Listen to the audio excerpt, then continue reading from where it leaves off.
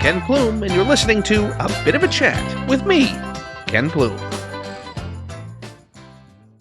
Hey everybody, Ken Plume here, and what you're about to listen to is a bit of a chat that I had with Mel Brooks all the way back towards the end of the year 2012, which was a long time ago. But I thought it might be nice to re-release this interview that I had with Mel on the occasion of his 100th birthday. And a quick note going into this was the very first podcast that Mel Brooks had ever appeared on. So you're even about to hear me have to explain to Mel Brooks what a podcast is. Anyway, we had a nice long conversation. It was an incredible honor to be able to have the opportunity to talk to him, and I hope you enjoy this conversation. But again, just keep in mind that this was from 2012, which is, I don't want to admit, a very, very, very long time ago now. Hope you enjoy it, and if you do, please consider becoming a patron by going to patreon.com/KenPlume or subscribing here to the YouTube channel. There are plenty more interviews, conversations, and much more that I've done for you to discover. But without further ado, here is my bit of a chat with Mel Brooks. Enjoy. Hello. Hello, Mr. Brooks. This is Ken Plume. Hello, Ken Plume, and a bit of a chat. Well, it is a pleasure to speak with you. Right, please. So what is a bit of a chat? Tell me all about it. Essentially, it's just what it says. It's no agenda. It's not really an interview. It's just really a conversation. And what is a podcast? A podcast is essentially a radio show on the internet. Okay, then now I know what it is. Now I know what a podcast is. So instead of listening to it, on a radio at a certain time, you can listen to it on a portable device anytime. Well, that's great. So this is okay. So I'm very happy to be part of your podcast. Well, I am very thrilled and honored to have you. Would you prefer Mr. Brooks or Sir? Let's see. What did I once do? You can call me Mel, but what did I once? I said. This is true. Once, I met Alfred Hitchcock prior to writing the script for High Anxiety, which was a tribute to Hitchcock films. So. Was this just at the studio, or was this at a function? At his studio. I came over to see him at Universal, at his bungalow. And we were talking. He kept saying, well, this is a good idea, Mel, but what I think would be better here is that, he was really helping me. He was really being very sweet and generous. And I interrupted and I said, Al, if you don't mind, could you call me Mr. Brooks? And he just...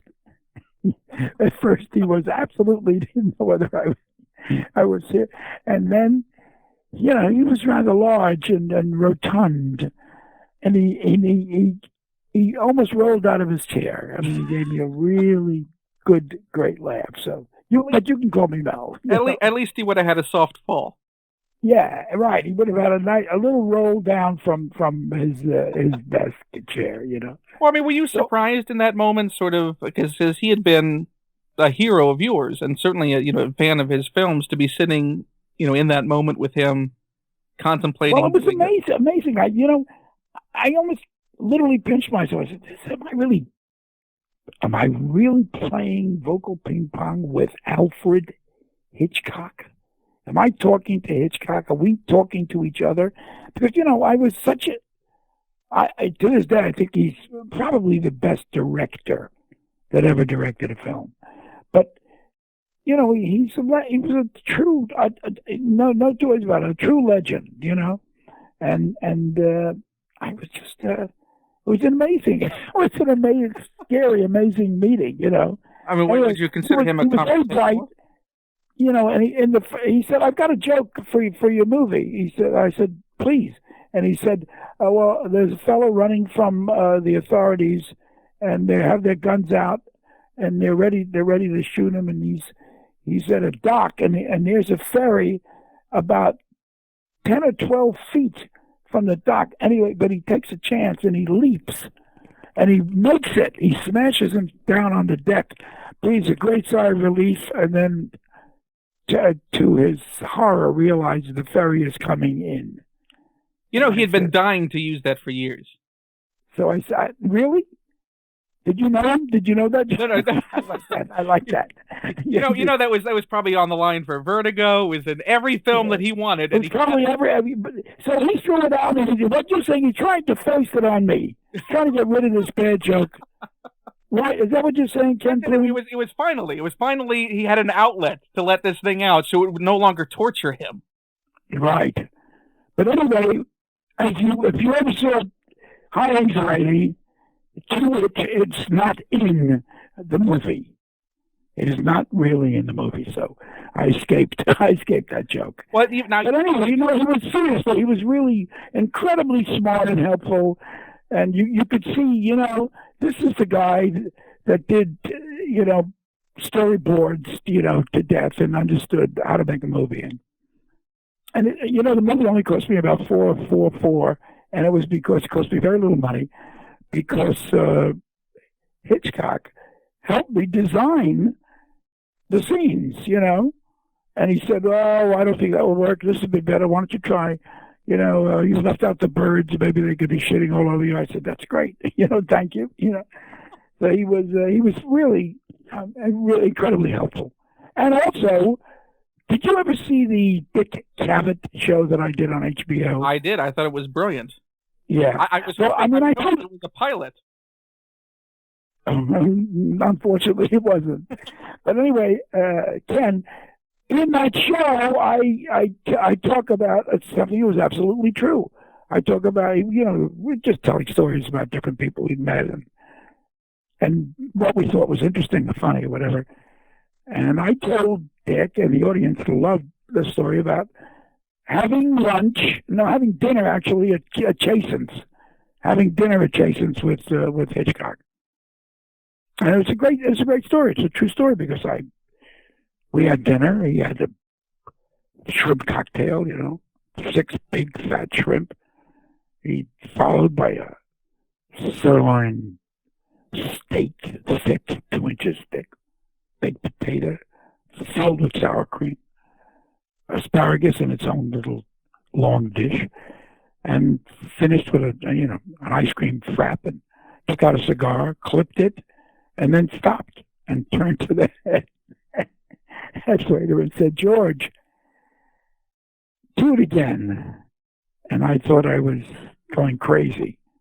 But and the guy, in less than 10 minutes, boom, 6 big shrimp on it. It started all over again. I said, nobody's going to believe this. They're going to think I'm crazy. He was a big guy, but that was a lot of food, Well, it reminds me, I had spoken to someone who had dinner in Spain with Orson Welles.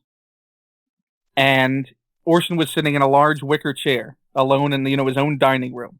And he had, invited this gentleman in to have dinner with him. What do you mean, his own dining room in his own house or at a restaurant? At a restaurant. The restaurant had set aside, a separate room just for Orson to partake of his meal in. And this is our annex. It's the Orson Welles. It's the Orson Welles room, and it's an annex to our. I'm sorry you can't eat in here, but any place else. I'm sure there's probably like a gilded plate in that room right now that people can get served on. Amazing! What a guy! What another guy! So talk to me. Tell me what. So he ordered. So his order and he sat down with the gentleman, and the gentleman thought, I have to keep up with Orson. I can't have dinner with Orson and not have what Orson has. And the first thing Orson ordered were 2 whole chickens. No. And he thought surely she's ordering for me. Orson's ordering for me. Fine, I won't have to order. Yeah, 2 whole chickens. Right, and you're right, and then exactly. Of course, he's ordering for you. That wasn't the case. Orson then said, "It's now your turn to order." The 2 whole chickens. I'm assuming Orson had a long day filming. So the 2 whole chickens came. They had the conversation. I believe that. I knew him a little bit, and he was incredibly big, much bigger than Hitchcock. It was damn big. Well, not only, he also had 2 oscillating fans pointed at him on either side that the restaurant had set up. So they have the dinner, and he's my friend is trying to keep up with Orson. This probably would have been about 1980. And they, finish off the chickens. And he's like, oh, that's enough. Okay. Hopefully we're done. This is very wonderful conversation, a wonderful dinner. And then Orson decides to order dessert. And he leans over and goes, they make this special for me. Every time I'm here, they make this for me. And they come in and say, the usual, Mr. Wells, and of course. And so the usual was a birthday cake. No. And so the dessert that's that came bizarre. out. No, not even I would make up stuff like that. The person who told me this, I trust. But he may be lying. Really? Listen, unless I was there, I can't vouch for it. Why not just a layer cake? But why a birthday cake? I mean, did it come with lighted candles? that and a couple of balloons, some party favors. Everything was a party. That's Ken. That's anyway. Even if it's probably all just all false, but very funny. When did you? I mean, you were certainly there was a period with which you were starstruck in meeting people. Oh yeah. Oh, absolutely. I still am. If I run into anybody that I've seen for a long time on television or something, or on I'm still starstruck. It's still amazing to. Anne Hathaway came over to my table. I was at a restaurant to tell me how much she loved Blazing Saddles, and I was starstruck. I said, "You're Anne Hathaway! Wow!" It was really great. So that's never worn off over the years. No, right. Baseball players, people like that, still very exciting. I mean, who was then the sort of first person you had an encounter with that was your first taste of, a showbiz world? Bob Hope. I was a soldier, and Hope came with a touring company with Jerry Colonna and Francis Langford and all the people who used to do the Hope show. And so somewhere in Germany, and the war was kind of just over. I think it was sometime at the end of May or beginning of June in 1945. And there was Bob Hope, Bob in person, wandering out on stage and saying, "But I want to tell you, he sounded like Hope. He sounded like." I turned to another soldier next to me, a friend of mine from New Jersey. I said, "He sounds like Bob Hope." We were amazed. Now, let me tell you the story. It's a true story. So he was leaving the stage, and I rushed down to just before he got into the wings, and I grabbed the cuff of his pants. So he looked down, he smiled, and he shook a little bit, and he said, "Okay, kid," And I said, "No, I ain't letting you get off stage until you give me your autograph." So, I don't know. He gave me, I said to Melvin. I said to Melvin. So he said, I lost it. But anyway, he did. He said, to Melvin, all the best, Bob Hope. He really gave me his autograph. And he was scared because I would, I was a little crazy. I would let his cuff go. Now, I cut future 20 years later. I don't know, maybe 15 years later. 20 years later, I'm on the Johnny Carson show. It was maybe in the first year, in the 60s. So, and I'm doing the show. I'm doing my stuff. I'm imitating Tony Bennett. I'm running around. I'm doing bad jokes. I'm being Mel Brooks, and I cut off his tie. He cuts off my tie. We're doing Johnny Carson shtick, and the Carson was the best because Carson was not like some other guys I won't mention as a Tonight Show host. He would just be like a kid. He was like a great fan. If you did tell him a Cary Grant story, he would just be enthralled and he would laugh his head off. He was the best. He was an audience, a real audience.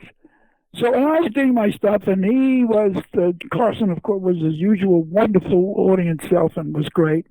Finished the show. I'm walking to my dressing room, and I hear, "Hey, kid." And my God, it's Bob Hope's voice. "Hey, kid." And I turn around, and I said, "My God, you're Bob Hope?" He said, "Yeah." He said, "I just want to tell you, I watched the show tonight, and I thought you were really, really exceptionally funny. And he says, and it's a pleasure to meet you. And I said to him, we met before. And he said, no, we didn't. I never forget anybody that I've ever met. Never. He was very positive about it. So I said, do you remember just outside of Wiesbaden, Germany, 1945, you were leaving the stage and a corporal grabbed your cuff and wouldn't let you off the stage? He said, oh my God, was that you? I said, I'm the Melvin, And it was wonderful. So he gave me a hug, and it was really, really a wonderful moment.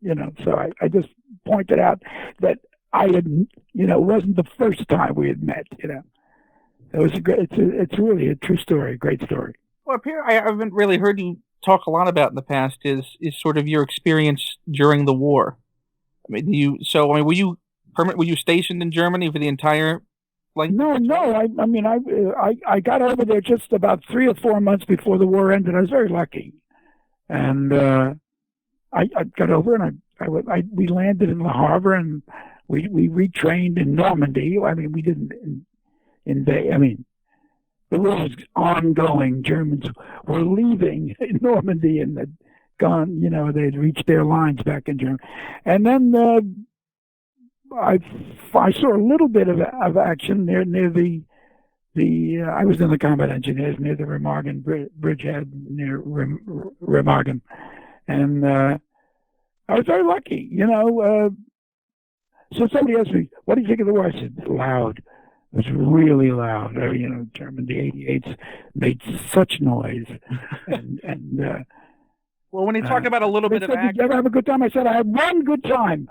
Once we were near Aachen, Germany, and we could hear them in the Hitchcock forest. We could hear them actually singing. German sing, yeah, yeah, yeah, yeah. We heard German singing. So I picked up a bullhorn and I sang "Tootsie goodbye, Tootsie don't cry." And at the end of the song, we actually got applause from some of the frontline German troops. So at least they had good taste when it came to musical performances. So I mean, when you say a little bit of action, I mean, what did that consist of? No. I was they shelled a town called Baumholder.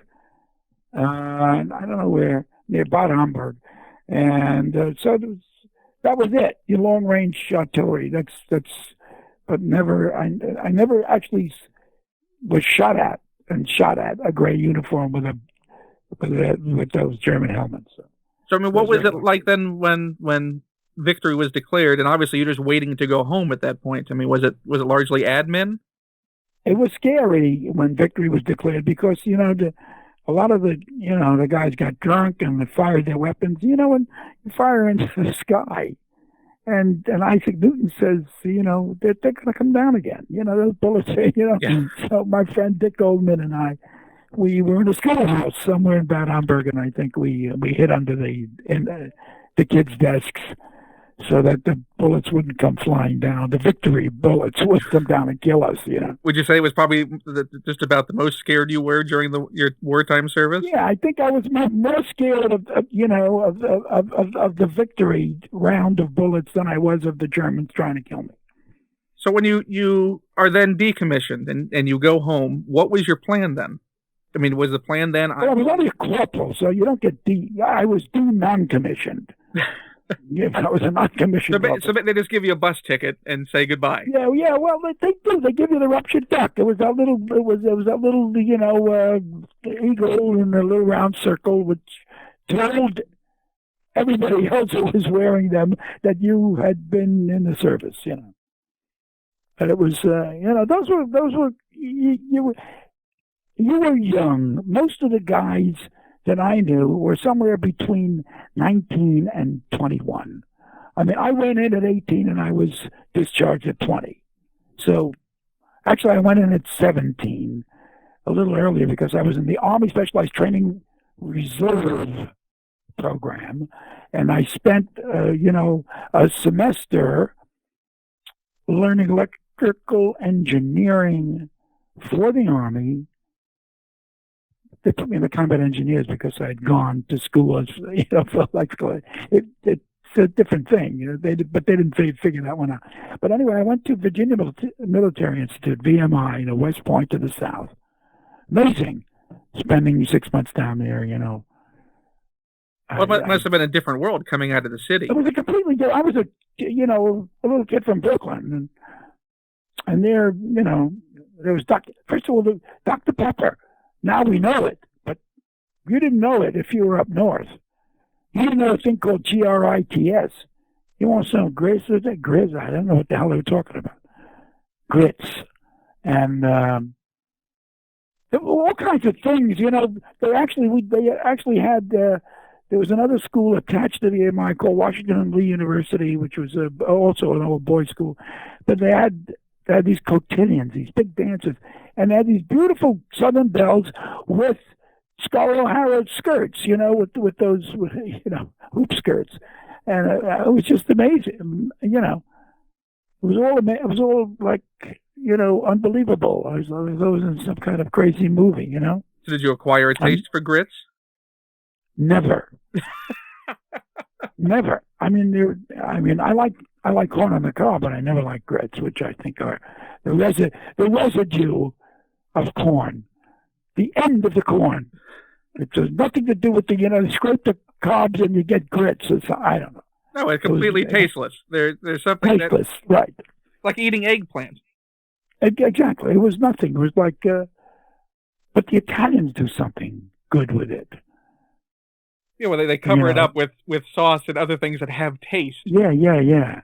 They do good things with their idea of it. Italians do it good with everything, and food wise, they were the best. So, was there anything that you took away from that time, Richard? Did you ever use your electrical training still? Is that still in your head? I knew how to use a slide rule. I could slide it back and forth. I know how to work it.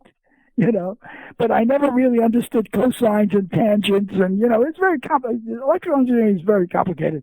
But they threw me into the combat engineers, which they didn't have slide rules. I mean, they just had guns and the helmets, and what I did learn in the combat engineers was how to demine fields and stuff like that, and how to build Bailey bridges, and mostly how to duck and try to keep warm.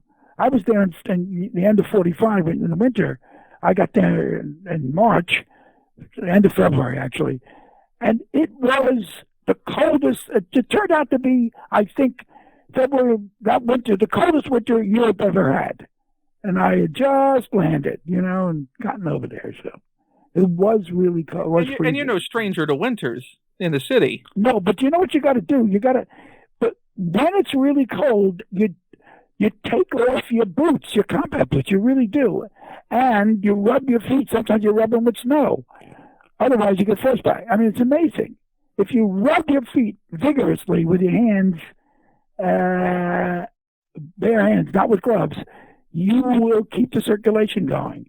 And then you put on a fresh pair of socks if you have them, and put your combat boots back on. So what is it about? Morning. Is it about the condensation that's building up in your boots? Yeah, what happens is at the extremities, your fingertips and your toes especially, your blood literally starts to freeze when it's that cold. And you can't build a fire, you give away your position. You're in a foxhole. I mean, it's terrible. So the best, you get these guys from Texas and Oklahoma, these sergeants, they never come from Brooklyn. They never come from even Cincinnati. They're always from Colorado or Texas or Arkansas or something. But they know, don't eat that. That's poison. Okay. It's like, don't eat the head of the squirrel. Just eat the ends. Yeah, fine. I knew that.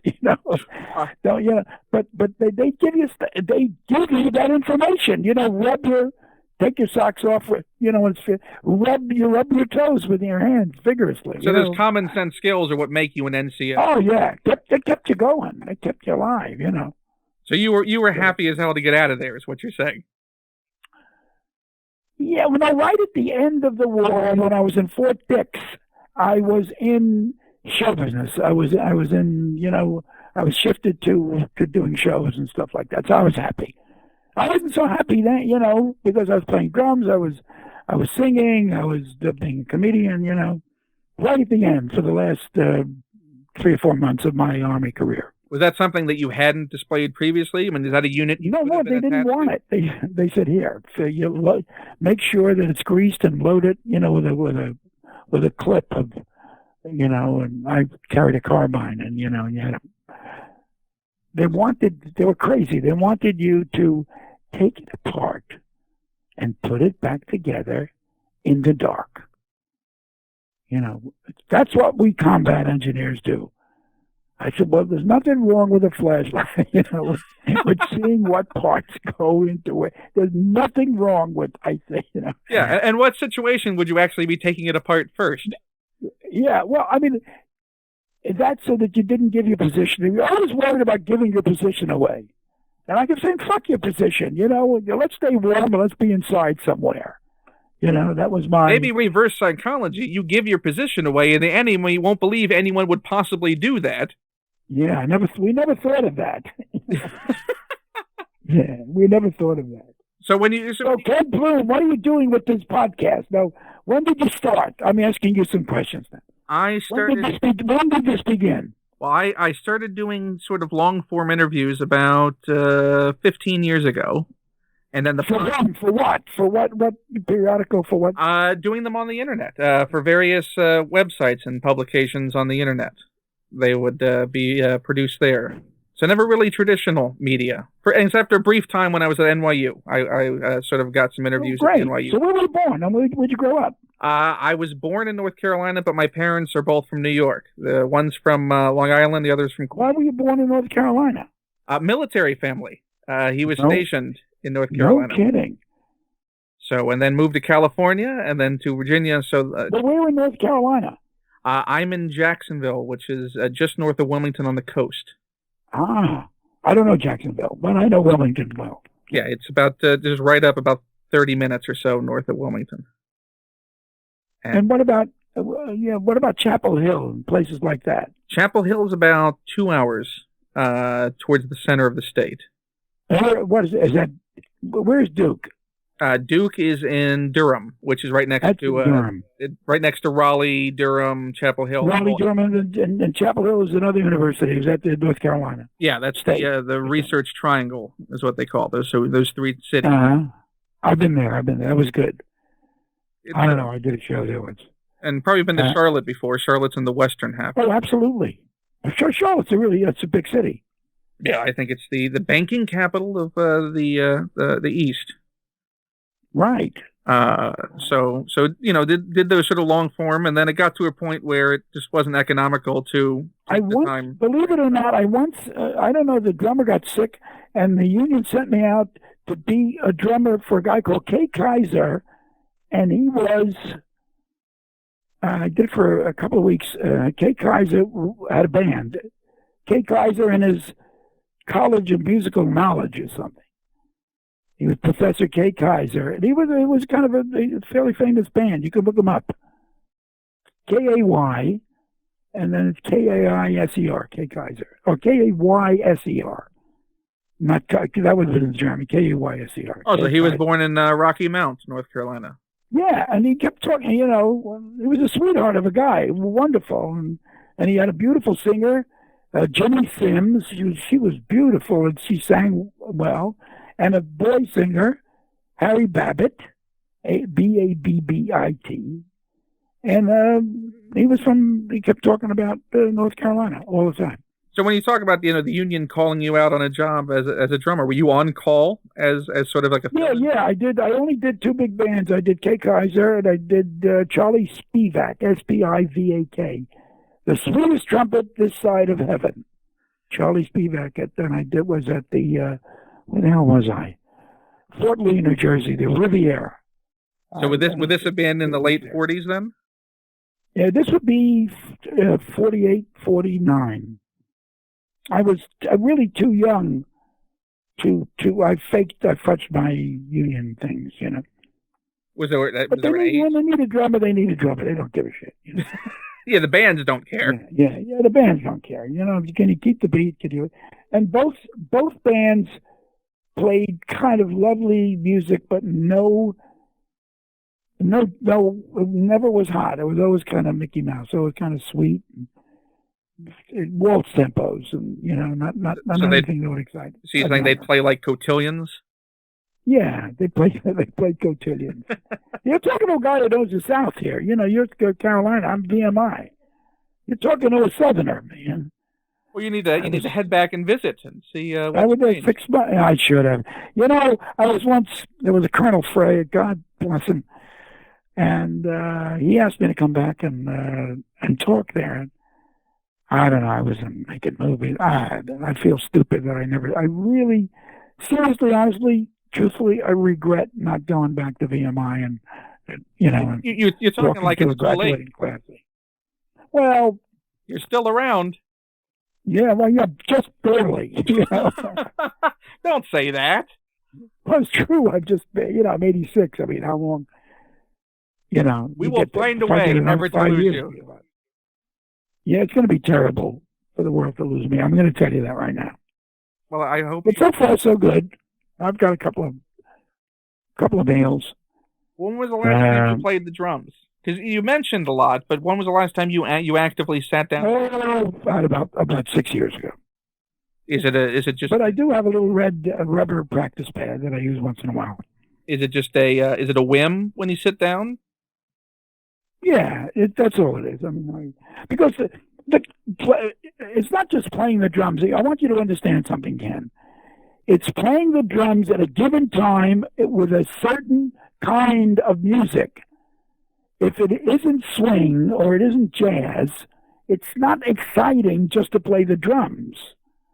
There's a given tempo that's exciting, and other tempos are really just dull, and it doesn't. You're not so happy playing the drums. It's not just. It was great in the 40s. Really, that was the best. In the 50s, fair. In the 60s, I was out of music. I mean, I didn't like it, and it was because in the 60s it was already progressive jazz or fusion, or it wasn't my. It was very good. There was Dizzy Gillespie and Charlie Parker and all, but it wasn't my music. My music was Woody Herman, Marty Shaw, Benny Goodman. So what was your go-to? What was your song that you would go to town on? The one that really fired you up. Traffic Jam, Artie Shaw. Ooh. Traffic Jam. You wouldn't even know it. You never heard of it. Oh, I have heard of Traffic Jam. When was the last time you played it? Would it have been at one of these concerts? Like I said, about 6 years ago, I sat in with a group of guys and we had some fun. There's also there's some wonderful. Is it Tommy Dorsey thing? It's hot as a fire. It's one of the hottest. I used it. Oh, you can hear it. Well, it's called We'll Get It. We'll Get It. And it's in History of the World when we're being chased by Roman guards on our way to a seaport somewhere. I don't know. We were smoking a big joint, and we're in. That's towards the end of the film, isn't it? Towards the end of the film, it's just before a great sketch with who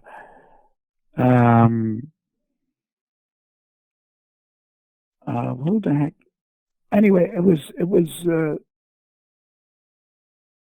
I'm trying to find it exactly. It was me and Rudy DeLuca, and we had an enormous joint that we rolled. That we were in a chariot. That Gregory Hines rolled, and he kept puffing on it and blowing the smoke back toward the Romans who were chasing us. Oh, that's why that wasn't the end of that was the middle of the film, because Gregory Hines comes back at the end of the film to pick you up. It's the end of that sequence of the Roman Empire. Yeah, and then there's and then there's the Spanish Inquisition, and you're right, and then there's the French Revolution. But and then the very end of the Roman Empire was the Last Supper, and John Hurt came back to do me a favor because I produced Elephant Man. You know, I have a company called Brooks Films. Nobody knows. I keep that quiet. And one of the movies you keep it quiet with spectacular films. That's a real. I do. Nobody knows I have anything to do with The Elephant Man or Francis or The Fly or. To this day, I'm afraid of the Pavlovian response. People say, Mel Brooks is The Elephant Man? Well, that ought to be a laugh riot, you know. They come and see this incredibly heartbreaking, serious picture, you know. I think people are more open to being accepting of people branching out and doing things and being capable of more. That's not true, Ken Plume. Not true. I mean, these are you know, cliches and habits, and I you know, for the most part, if you say Mel Brooks, people are going to expect something funny, and I don't blame them. I'm glad, you know. But you weren't so worried that you didn't name it Brooks Films. No, that's true. You know, you got me there. You could have named it like Kaminsky Films. And it could have been Kaminsky Films. It could have been Brookman, my mother's maiden name. Brookman Films. What would have been? That should have been Brookman Films. That should have been the only clue that I was involved. You know, it's true. You're right. You son of a bitch. It should have been Brookman Films. Well, Maybe even Kitty Brookman Films. Digitally, you can go back and change that now. No, you can change it digitally, but there are neurograms in people's heads that will forever be there. By the way, it was Shecky Green. It was Lindying with Rudy DeLuca. Shecky Green to We'll Get It. And that was hot, and that's worth drumming to. It's a Tommy Dorsey jazz tune. And you'll see it, and you'll hear it at the end of the chase before we get to the Last Supper. I'm surprised you didn't sit at the kit for the scoring session. I wonder. I should have, you know. Certainly would have been your prerogative to say. No. I think we used. I don't know if we used the scoring. I don't know if we actually got the real, legitimate tapes that they used and paid for. Because I remember it blending into the score a bit. That's why I was wondering if it was done as a sort of re-record as part of the score. Yeah, could have been. I don't really remember. I don't remember if we took. I think we took because we wanted to. Even though we had great musicians scoring the film, they still weren't Bunny Berrigan and Buddy Rich and you know and Tommy Dorsey and they weren't Tommy Dorsey's band, you know. And then I was always a purist, and I always wanted the real McCoy. I've often when speaking of history of the world, was that ever something that you legitimately thought I will one day do a part 2? Was that contemplated? No, it was a joke. It was a stupid joke. Because you said so many poor kids like myself. I know. I'll never do anything like that again because kids don't need irony and satire are wasted on kids. It's like Santa not showing up the next year. Right. Yeah, but don't rub it in. Give me a break, Ken. Well, maybe So when am I going to hear this podcast? When are you going to do it? When is it going to be done? When are we going to see it? When are we going to hear it? Well, the good thing about podcasts is they can go up nearly instantaneously. So within an hour of us done speaking, it's up there. It's out there. It's in the world. And that was just something we said. It's all just running out on your podcast, right? Yes. It's like salivating or something. It's like just drooling. It's like drooling. Like it never stops.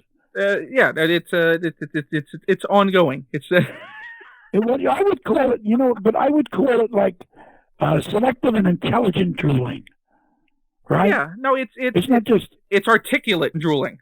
Articulate drooling, just many thoughts flowing together, in a potpourri, a melange of meaningless drivel, right? It's a tangential circle. Okay, I'm writing tangential circle. Okay, I'm taking that.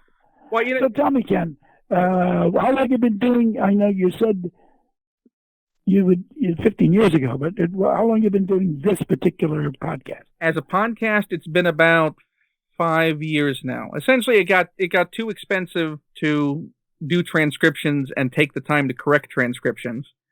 Oh, yeah. And then it's. Well, I agree. I like it. Like, I'm kind of an ad lib guy. When Nicole and I did the 2,000-year-old man, I just said I don't want to know. No rehearsal, no. Just throw the questions at me, and we'll see what happens. How much of that didn't make it to the record? We did about, let's see, we did closer to an hour, and only 42 minutes were on the record, on the first record. Have you ever gone back and listened to any of the cut materials? Are you never? No, I don't think so. I don't know what happened to it. I mean, I don't know where it is.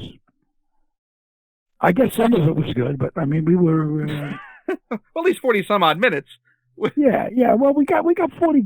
If you hear the first 2,000-year-old man as part of the first record, it is good. It's good. I mean, we made sure that nothing bad got on in our minds anyway. Got on that record. Would those sessions ever get blue? No, not really. Maybe a hint here and there, but never. Never really blue. Never really dirty. Never. Because we had a kind of a mixed group listening to it at the studio, and we kind of knew unconsciously that we didn't want to be dirty. How blue would they get prior to the recording in the 10 years when you just did it as a party and writing room thing? Even then, not so bad, but much more crazy willy nilly dirty stuff. But once we were broadcasting, I don't know. Maybe we knew that it could never be played on the air if we don't want to kill our chances of being broadcast. Did it come as a surprise to you when the record translated into doing live appearances on talk shows? Ed Sullivan asked for it. It was crazy. I mean, we had a hit record, and then we did the Hollywood Palace in those days. That was like a big, ABC television variety show. We were always asked to do it, and it was amazing. Here and there we would do, and then there were specials like maybe Andy Williams or Victor Borga. They'd ask for 5 minutes, 2,000-year-old man. Sure, glad you pay. We do. But those were scripted. We would take the best from our records, put them together, and do them. And when you're on a television show, more or less live television show, you can't get lucky, hopefully, and edit later. So you got to know more or less what you think is going to score. I mean, would you say that the 2,000-year-old man was, because I know you've done television appearances, and there's a couple of quite rare ones on the box set, but sort of 2,000-year-old man was really your big transition to in front of the camera work, as far as the audience knowing you. On the money, you're absolutely right. It was the first time the writer Mel Brooks, who wrote the Show of Shows, was at Caesar, along with Larry Gelbart, Mel Tolkien, and Woody Allen, Neil Simon, a couple of other great writers. But that was I was known in the business, to the trade, Mel Brooks. But that was actually in my box set, which I should be talking about here, which is coming out pretty soon. There is a shot. There is really, you got to get it. You got to see it.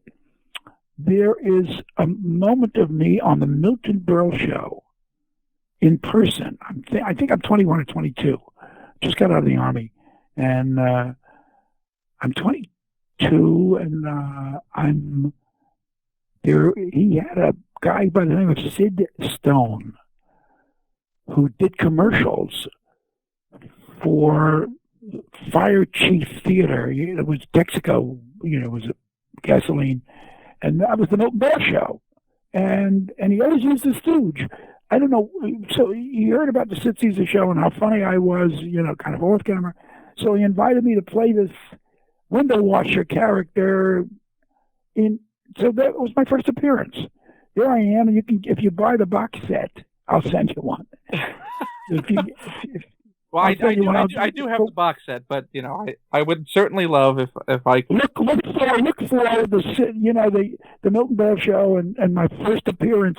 That was. Oh, I did. I watched the entire set. I watched the entire thing. I got it about 2 weeks ago. I've been through the thing back and forth. Tell me, okay, so I was in person, and you're absolutely right that the 2,000-year-old man was literally the transition to my appearing with my face that people knew me in show business. Because the audience knew Carl, obviously, from Sid Caesar. And then later my movies, of course, I but that was the first really from writer to performer. I mean, did you feel in any way, because you're a natural performer and you are a ham, you're a self-admitted ham, that give it to a Jewish guy, and okay. It's true. It's all true, Ken. I admit. Well, I mean, did you feel stymied being a writer for 10 years and being stuck in a room and not being in front of the audience and knowing that the material you were writing and crafting would go to someone else to execute? But that someone else was the best comic that ever lived, who literally, when you're a comedy writer, you just pray that the comic meets the material, doesn't denigrate it, doesn't ruin it. His timing is good enough for the material, for the comedy to work. But with Sid Caesar, he always raised the material. His own personal delivery was always better than any joke you could write. So, I never, he was like a great vehicle for my passion. I never had to perform when Sid Caesar was performing my material. Did you ever go to him and ask, "Can I have a walk-on? Can I?" No, he asked me. I said, no. I'm not ready for that. I'm not. One day maybe, but I used to say no. Writing was good enough. Was there anything that it was great? I mean, what would you say then is the epitome of your writing from that period? What's the thing that stands out in your mind as that's the kind of writing I was doing at that time? Well, it was kind of making fun of stupid television shows and generally of human behavior. I mean, it's hard to. My best writing, I think, were the foreign movies.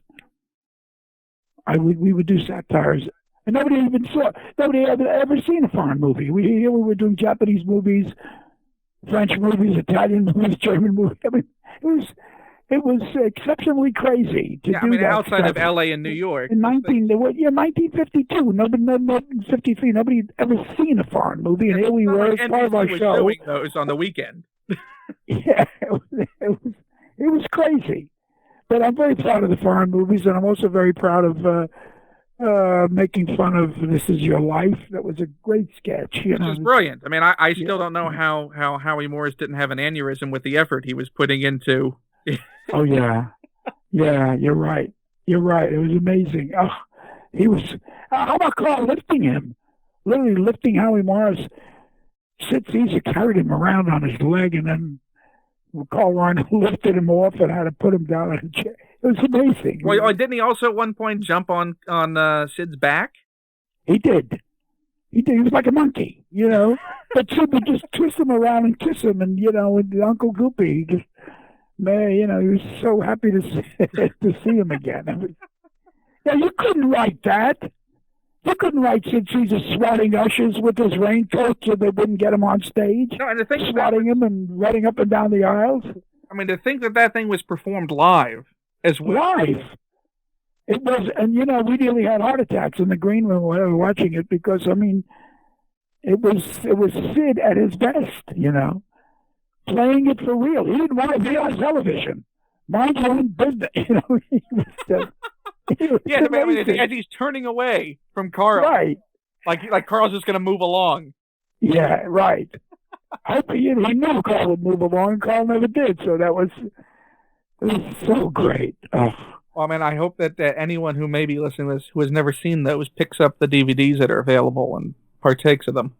Oh, they have they if they just get the box set, on Amazon. There's so much stuff. So then I'm there at the 2000-Year-Old Man in person, and then later on at the end of each disc, at the end of each DVD, I do MEL and his movies, which was just a great idea from the Shout Factory who distributed the box set. And they said, why don't you talk about your movies and why you did them and how you did them and what you loved and what you hated and what you would correct and just give us kind of a tutorial on filmmaking. And I said, yeah, that's a good idea. I mean, it's brilliant. So it sounds like a 2.5-hour documentary. And I did. I really did. At the end of each, at the end of each disc, like I did the first one. I think I did the producers and the 12 chairs, and next one I did Blazing Saddles. So and why and how and did a few film clips to illustrate some funny film, really lovely film clips, and so what ties it all together is MEL and his movies. At the end of each DVD, I must do 15, 20 minutes on the movies. The movies it's more than that. I mean, they're each about a half hour. They're longer than that. Really? Yeah. Maybe. I hope so. No, I mean, because it's great. They're important. I mean, a lot of this is just archival information and funny. But I think for young filmmakers and stuff like that, I think the talking about what movies are and kind of how they're made and what was important to me vis-a-vis making movies, and what they meant is really instructive and good stuff, Well, I mean, of the films you've done, what's the one, if you could take one of them and do it over again, the one that just didn't quite hit what you envisioned? I mean, what would be the one that you would want to have another go at? That's a good question. I haven't got a good answer. I don't know. I think what I might, I don't know. I might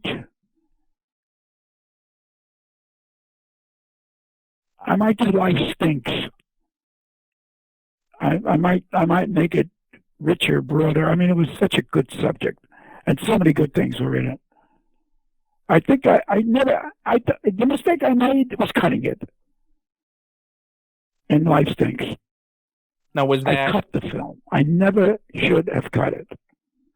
Was that pressure from the studio? Or was that you? It was pressure from the studio, and it was also, it was like a 2-hour film, and most of my films that I, from the producers, 88 minutes, not even an hour and a half.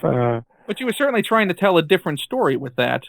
I was telling a bigger and crazier story, and I should. That's a big mistake I made. That's a good question. I cut. There was at least two hours and 20 minutes of film, and I don't know what's released. I guess about 90 minutes or so, maybe 100 minutes at the most. But there was a lot of good stuff in it, and a lot of what I felt telling and moving stuff. And I said, "Oh, what the hell? Why am I being so serious about it? I'm a comedian, Well, when you talk about Sullivan's Travels being sort of a template for that, I mean, was it something that you just got sort of cold feet about it?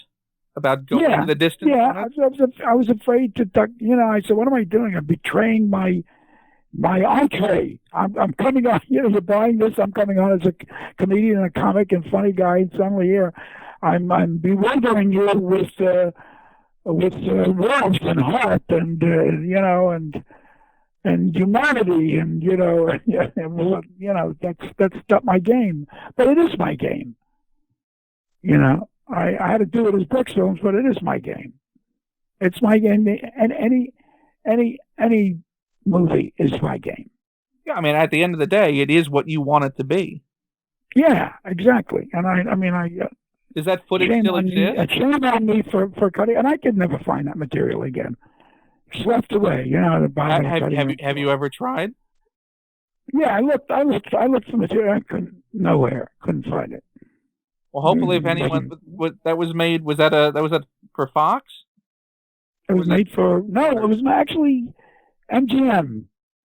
was my friend Jim. We looked when I have good friends at MGM, and they looked and they said, Well, MGM, that could be anywhere by this point. That could be in someone's garage. Yeah. So if anyone listening would like to look in their garage and see it, well, it's like the first show of Johnny Carson. I was on his first show. Which luckily the audio still exists for, at least. Some of the audio still exists, but I mean, I guess what were they doing? They were taking the tapes and reusing them. Yeah, because the greater commodity was seen as the blank tape, not the material. Yeah, exactly. The blank tape was worth more than Mel Brooks and Johnny Carson, you know. Who knows? They may have been right. You know, in the end, 1,000 years from now, they'll say, correct decision. They made the right decision, you know. Yeah, that tape was expensive. Of course it was the correct decision. Sure. You would have bankrupted the network if you would not used that tape. So when are we going to see this? Is this going to come out in 20 minutes? This is going to, Someone's going to be, are you going to, could you tell everybody, blow you away, you know, you did an hour with Mel Brooks or something? It's good stuff. It's incredible, as the box set is called, The Incredible Mel Brooks. See how I linked that together? And good for you. And push that thing? Well, you know, I didn't fight them. That's what they wanted to say. I said, okay, well, I think... Probably for me. Why should I be modest at this point and say, I'm not really incredible. I'm very good, you know, or I think it's underselling it, frankly.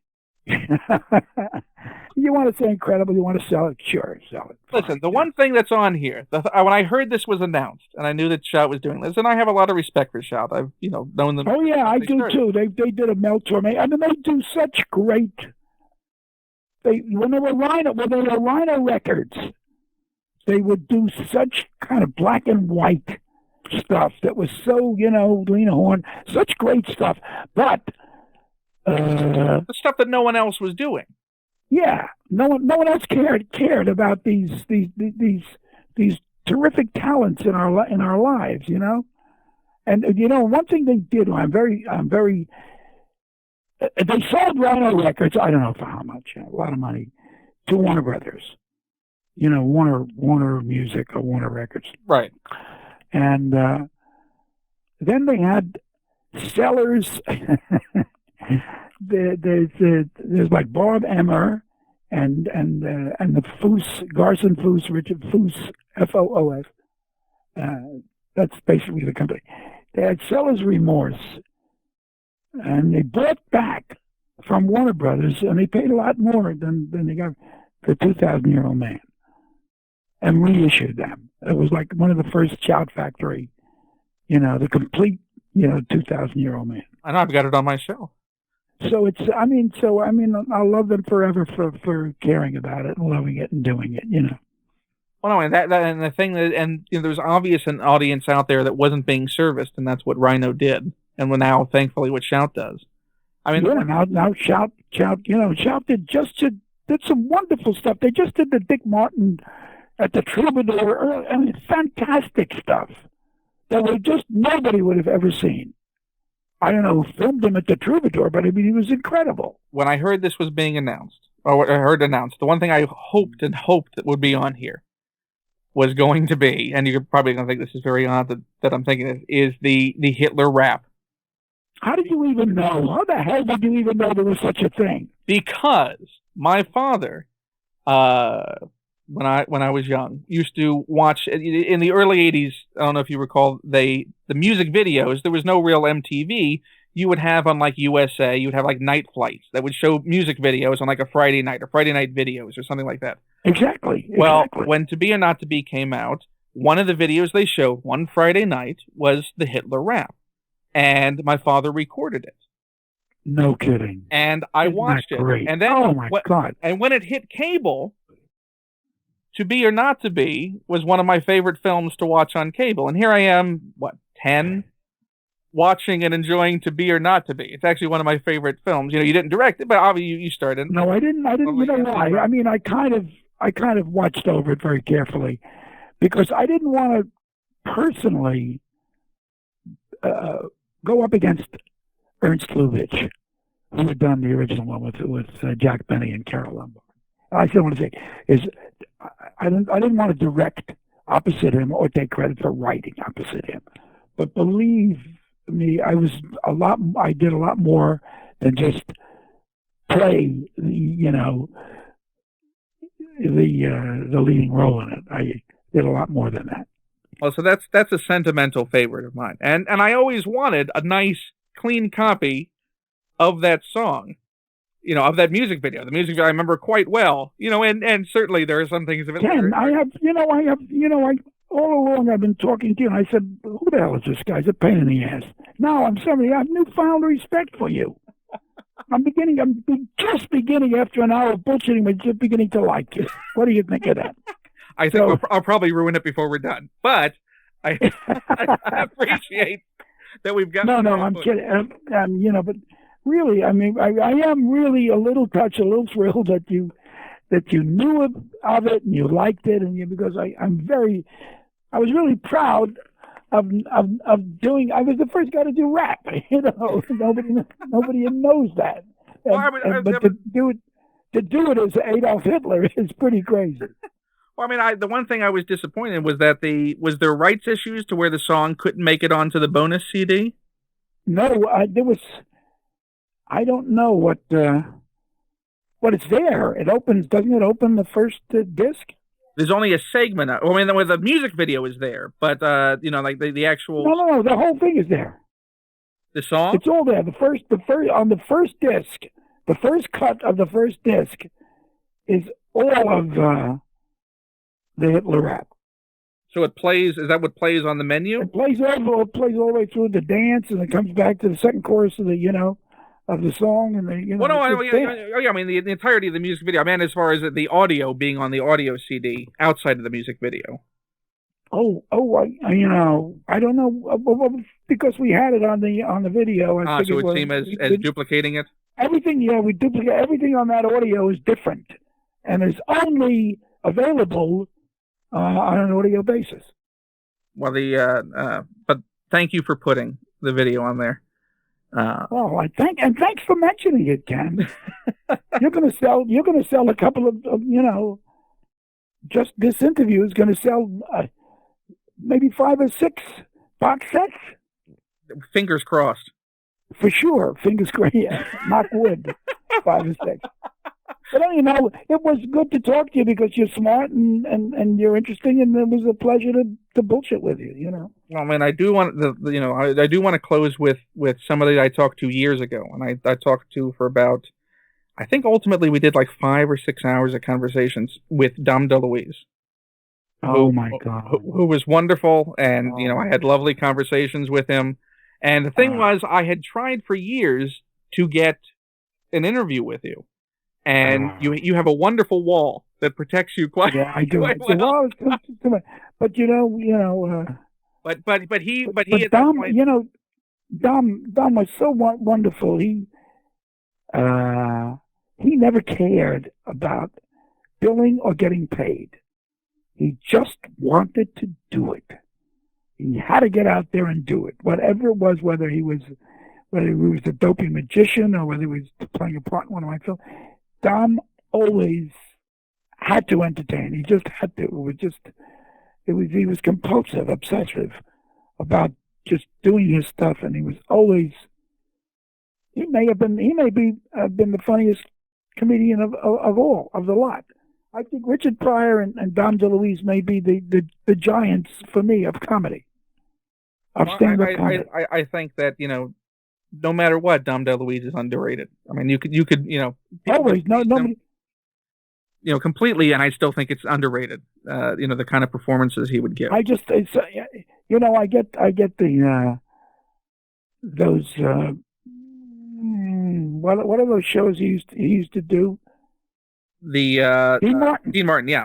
I got all the Dean Martin tapes, and I'm always putting on the Dom DeLuise bits. Well, it's great. Well, the DVDs just came out, so it's great to watch those all now pristine. Right. I got all the Dean Martin shows, and he did one with Orson Welles. That's thrilling. Both of them playing a little vocal ping pong. Orson Welles and Dom DeLuise. Well, we talked about the making of the 12 chairs, and yeah, and what sort of a backwards experience it was in Yugoslavia at the time, and Oh yeah. that he would insist on taking the trolley, and you would Oh yeah. criticize him for for taking the trolley. I'd say you're going to get raped and killed, and they're going to steal.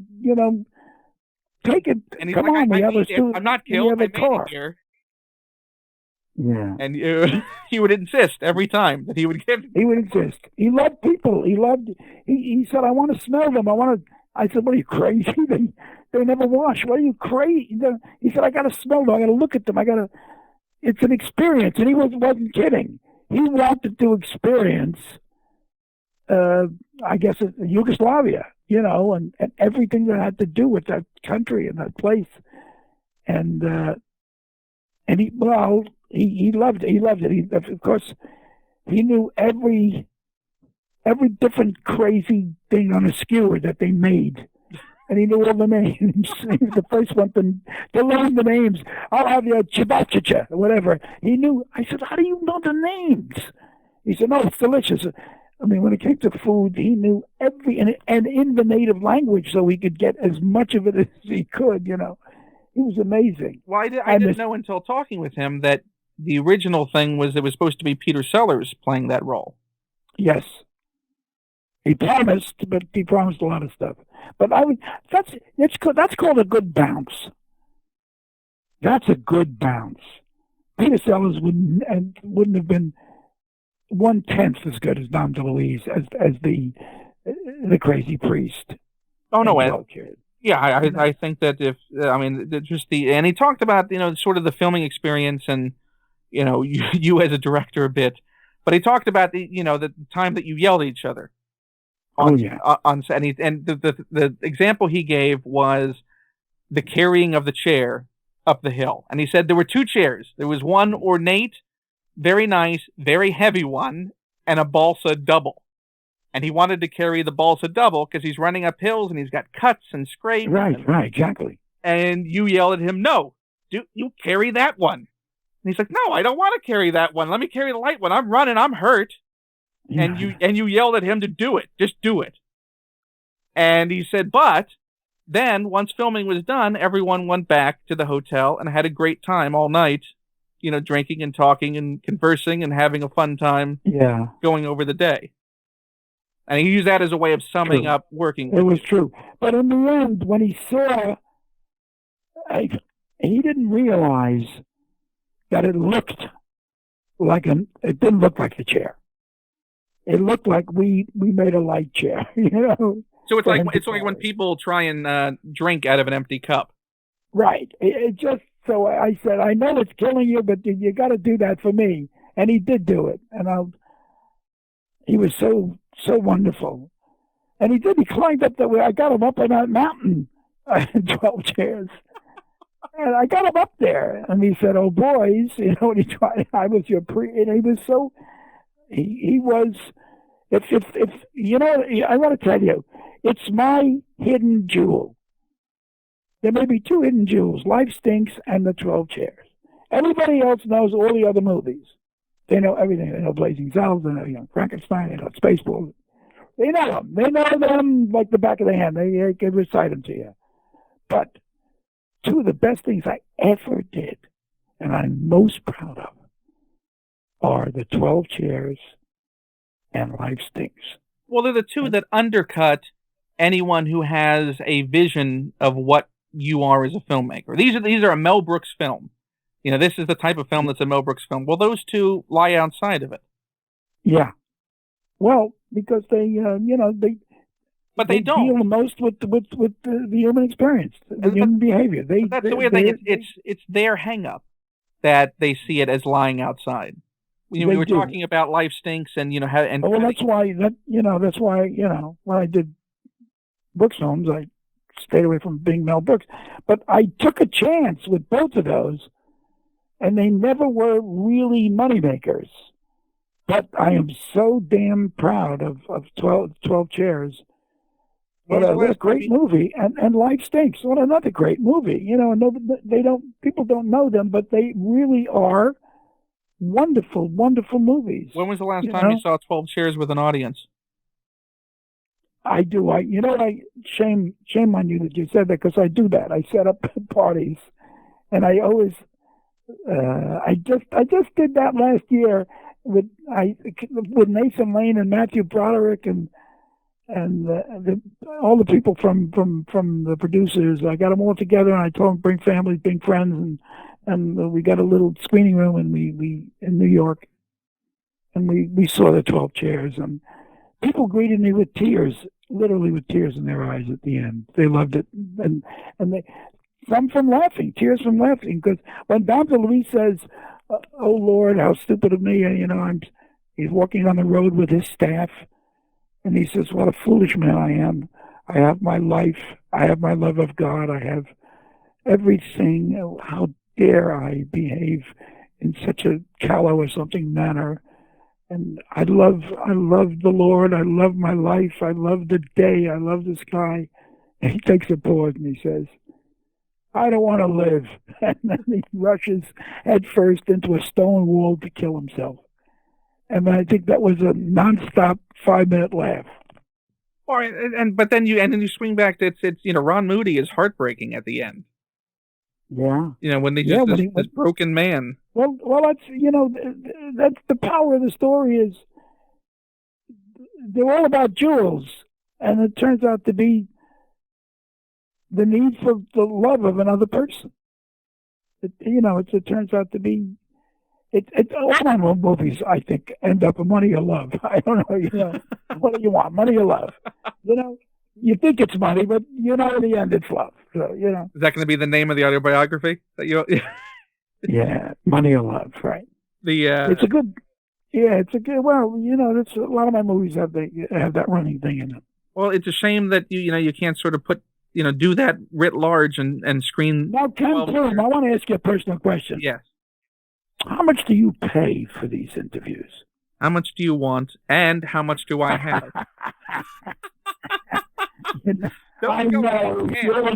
I know, you shithead. I know I'm not going to get a penny for all this. You're enough of a producer. There's a difference between what you pay and what the person actually has to pay. Well, that's true. That's good. That's a very good point. So whatever you ask, I will deliver eventually. It may be installments. It may be in some kind of other collateral.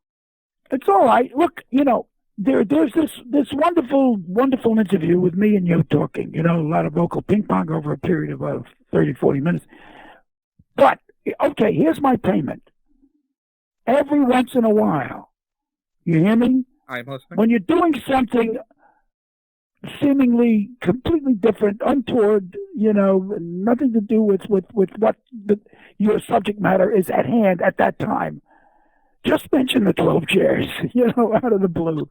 Just say, there's a picture in over the episodes of Mel Brooks' picture. I love it more than anything else. It's called the 12 chairs. You get a chance to rent it somewhere, or take a look, or I'm gonna make it my personal non sequitur.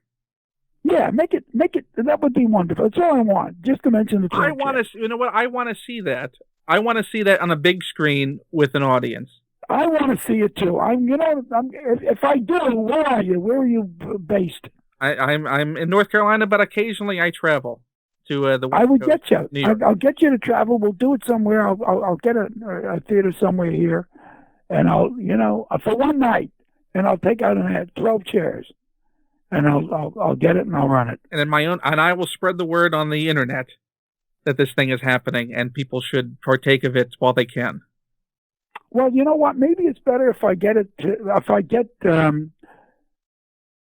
I'll tell you what I'll do. Then you could see it. Everybody could see it. Instead of one night in the theater, it's only like 800 people. It's just not.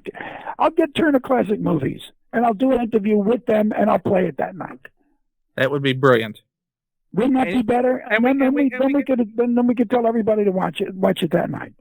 You could, and we could even do it as sort of like a everyone talking about it as it's happening. Like we could have like a little discussion about it virtually amongst everyone online after it's happened. That would be great. That would be fabulous. Let's do that. Shelby, what I said about 12 chairs and Turner Classic Movies. When are they having a film festival in 2013? They're talking about 2013, which is around the corner if I live. I'm 86. And they talked about 12 chairs? Oh, none of this has been announced, so don't say anything yet. Right. We don't know. I haven't heard a thing. Okay, but I'm going to talk to for sure, to make sure. Maybe I'll do it in advance of that and advertise their TCM program. I love them because they play movies. Oh yeah, I mean it's in movies like Sullivan's Travels. They'll play that. Yeah, Who else exactly. Play that in this day and age? They play They play Fred Astaire films. Maybe it's when they turn the month of programming over to you. Maybe they can give you a month. Yeah, that would be great. When they do, people ask me, they say, "Well, what is your very favorite?" And I do have, I could very easily say The Bicycle Thief or say Grand Illusion, the Renoir. But here's the thing, these are magnificent. But what I usually say? I usually say Top Hat is my because it's true. I said Without Lines, my very favorite movie that I haven't made. It's my very favorite movie. But maybe it's because it's a film that just wants to be entertaining. It just wants it because. I mean, do you think that's sort of the chemistry? Because Swing Time and or Top Hat, saying so much to you about life and love and what's really funny and entertaining and glorious. It's just simply a glorious movie, And I'm not saying this as a detrimental. It's not out to challenge you as a viewer. It's that classic Hollywood film of we just want to entertain you. Right. It's that wonderful. The human experience is there, but 30s, we want you to have a good time.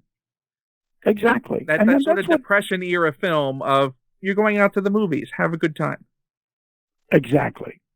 And it didn't scream we want to make money like sci-fi, like so many horror, like so many types of films scream. We want your money. Yeah. It wasn't spectacle as they scream it, But some movies like Hangover recently, they didn't say we want your money. They said let's have a good time, Yeah, and just was it, and that's lovely. I love and respect. I love those movies so much. Let's have a good time, movies. You still let's enjoy. You still get the itch to make a film.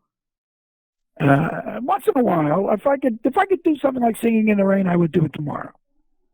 What's stopping you from doing something like Singing in the Rain? I can't get up that early. Make a movie, you got to get at 5:30, 6 o'clock in the morning. But maybe I could do. They call French hours. You start at noon and you end at 9. Yeah. Why don't you sing in the nighttime rain? Yeah, right. But maybe if I get an idea like that, it would have to be a sweet little musical. Or what about maybe sort of short subjects? I don't know. I have no feeling for that, but I do have a feeling for an old-fashioned Gene Kelly or Fred Astaire type musical. Listen, I don't want to live in a world where you're not constantly producing stuff. So you're not you're not allowed to get old, and you're not allowed to die. Okay, Ken.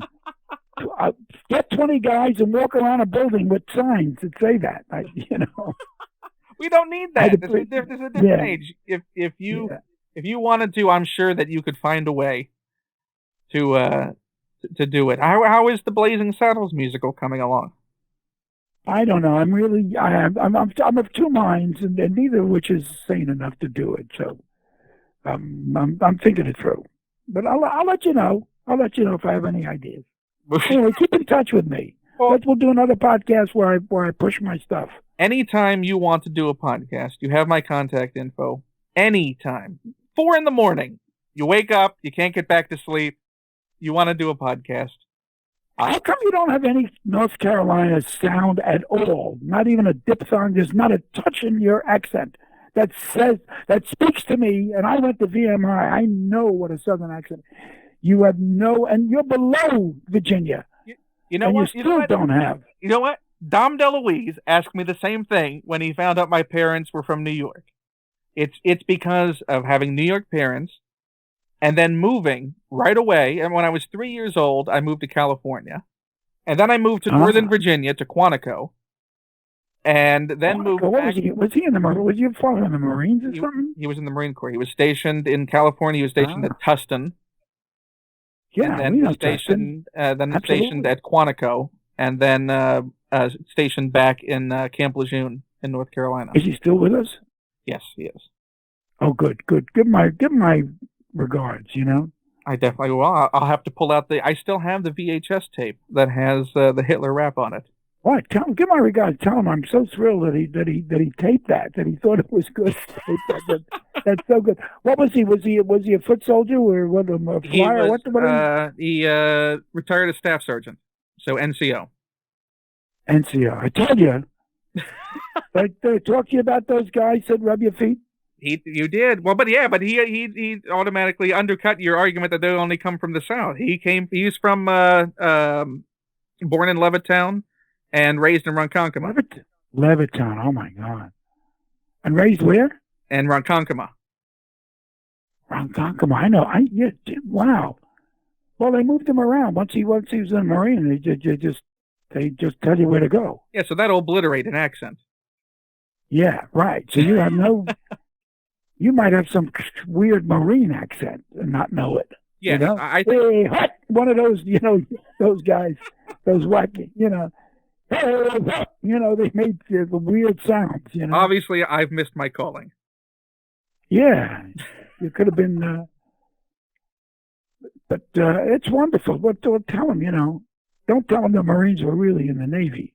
They'll get mad. No, believe me, I learned that from enough assemblies going to the Marine Corps schools that you don't mix those two up. Right. And Paris forbid ever consider them Army. That would be. Oh no. We knew that. We soldiers, we knew that. But I'm sure you gave wide berth to the Marines when you came across them. Oh yeah, absolutely. We there's incredible respect. And then you'd sneak away to go eat at the Air Force mess. Where? Why I've always a friend of mine's father was in the Army, stationed in Germany, and he said that they always used to sneak away and go eat at the Air Force mess because that's where all the money and the good food was. Oh, no kidding. That if you wanted to eat well, you ate with the Air Force. It sounds right. It's absolutely right. We thought it was the Navy when I was in the Army. We said the Navy always got ice cream. I don't know why. I mean, that was like a cliche, but it was true. We said the Navy, they always got ice cream.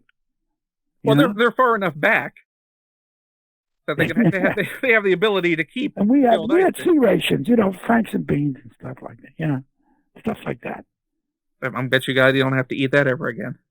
Sea rations, No, well, when you're 18, whatever, you're really hungry all the time. And you just, what we used to do was punch a hole in our sea ration in the cans, lima beans and ham, Franks and beans, stuff like that. And we punch holes in the can, and then we put it in a helmet, and we put the helmet over a fire. Build a fire, put the helmet over it, and but you have to punch the holes, or else it's worse than the Germans. Yeah. And did you learn that from experience, or did you learn that? Yeah. And then with an ice pick, and you make holes, and then it's great. You wait for them to cool off a little bit, and then you use a can opener with a mitten or something to protect you from the heat, and you pour it out, or eat it from the can. It's fabulous. Well, not so fabulous. You'd do it again. No, I wouldn't. If I joined up, I would join up. Now you got me. I'd join the Air Force now, because I know now that they serve steak. Oh, the best food, lobster. Yeah. Caviar.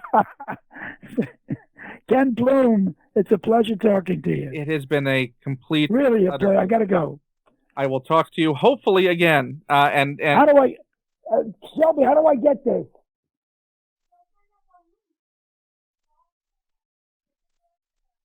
Get an email. I want your email address and I want a link.